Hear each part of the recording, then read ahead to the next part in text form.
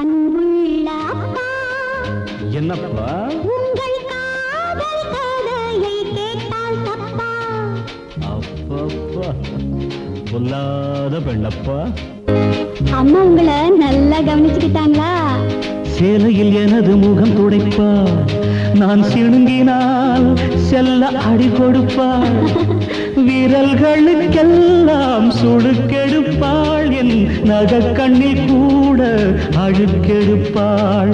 தாயாயவளை பார்த்ததுண்டு, என் தாதியாயவளை பார்த்ததுண்டு, ஒரு தேன் குடமாய்